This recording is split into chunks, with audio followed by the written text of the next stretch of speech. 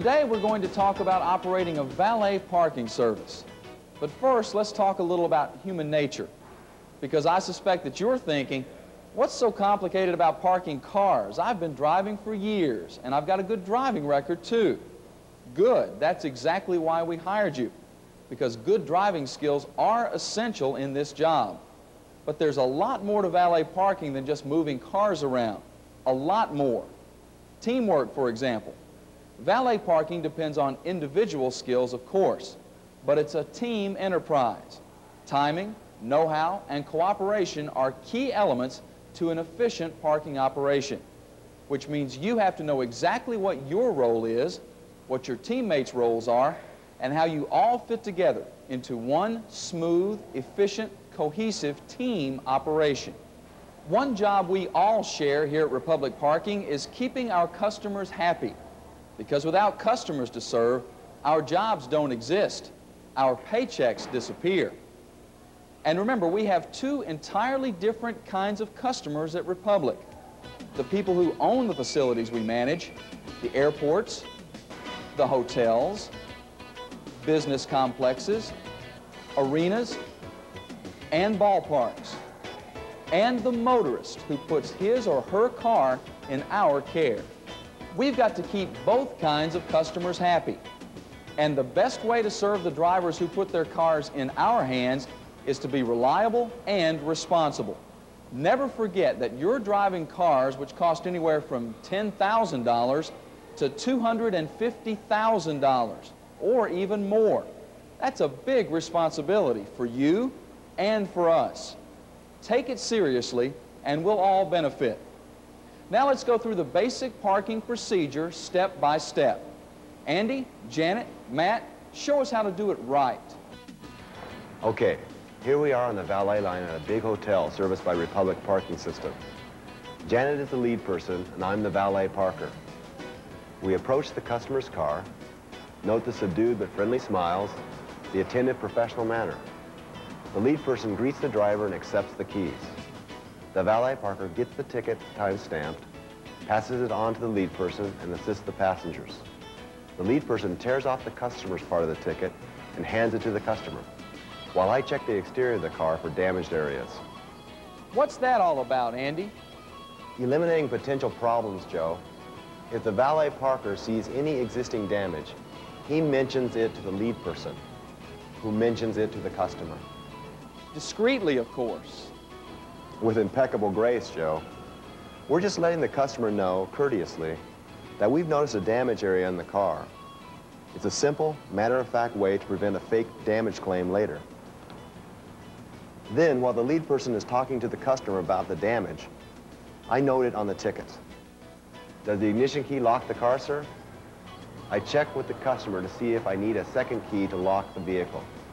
I make sure that all the passenger doors are closed, and then I slip into the car to park it. Good work, Andy. Janet, why don't you pick up the procedure at that point? Sure, Joe. The first thing you do when you get in the car is put your foot on the brake before you put the key in the ignition. That prevents a sudden startup surge, which could cause an accident. Next thing to remember is never adjust the seat, unless, of course, it's absolutely necessary. Check the transmission to make sure it's in neutral or park. Start the engine, turn on the lights, release the parking brake, put the transmission in gear, and look left, right, and then quick left for moving vehicles before you pull out. Check the brakes gently. If they're spongy, use extra caution and pull away carefully. Andy's customer forgot to turn off his radio, so Andy has turned it off for him. Our valet parkers never use the radios or stereos in customer vehicles. Never. It's a dangerous distraction. Concentrate on your job. And speaking of major violations, never, but never squeal the tires when you're parking a car. Customers hate it, and there's no good reason to do it. Maximum speed in our facilities is 5 miles per hour, and naturally we observe posted speed limits when we're outside on city streets.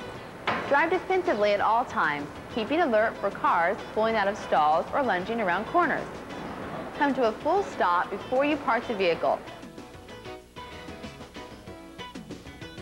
back into the space so the vehicle can be retrieved quickly. Ease it in carefully, looking over your right shoulder. Pull back as far into the space as you can without touching the wall or barrier.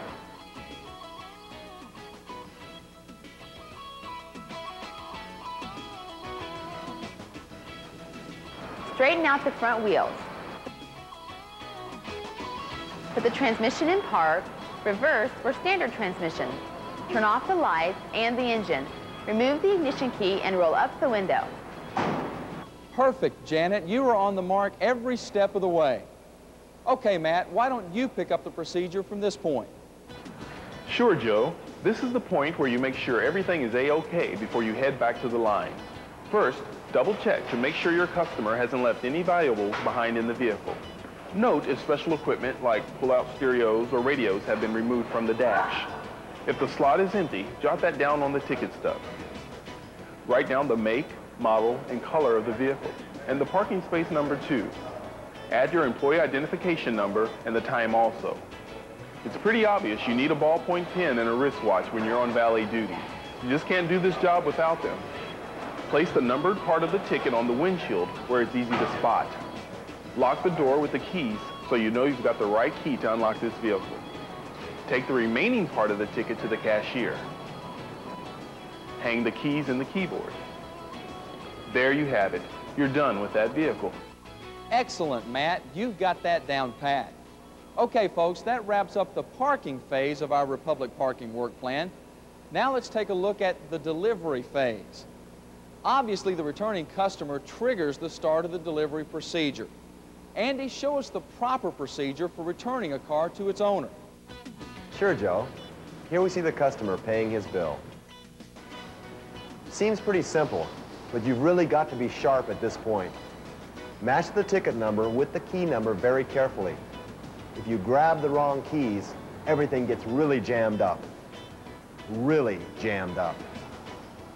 When you know you've got the right keys, move quickly to the stall indicated and retrieve the vehicle. Avoid changing the seat position unless absolutely necessary. Turn off the radio or stereo. Put your foot on the brake. Turn on the engine. Shift into gear. Look left, right, left again, and pull out slowly. Drive carefully down to the delivery lane. Pull the car as far forward as you can to make room for other cars being delivered. Put the transmission in park. Turn off the lights, stop the engine, and open the doors for the passengers. And now you reverse roles with the lead person. Here, the lead person helps passengers enter the car comfortably while you accept the ticket from the customer and match it with the number on the keys. If the numbers don't match, don't surrender the car to the customer. Alert the lead person that you've got a no match, and that lead person or your supervisor will take charge of straightening things out. The key thing to remember is don't pass off a car to a customer unless the customer has the right ticket. And by the way, every Republic customer deserves a friendly nod and a polite thank you or good evening when you wrap up the ticket key interchange. Service with a smile is important in our business. As a matter of fact, it is our business. Good, Andy. Okay, folks, let's talk about the 12 ways you can improve customer service and our safety and loss prevention record while you're improving your skills at handling customer vehicles. 1. Put your foot on the brake before you turn on the ignition. 2.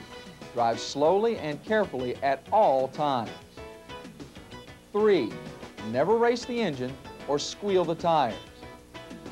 4. Remember to watch for pedestrians. You can never tell when someone might pop out of the shadows in a parking facility. 5. Wear sturdy shoes that provide good support because you're on your feet most of the time in this fast-moving job. Pick a pair with a no-skid sole so you won't slip on wet or slippery surfaces.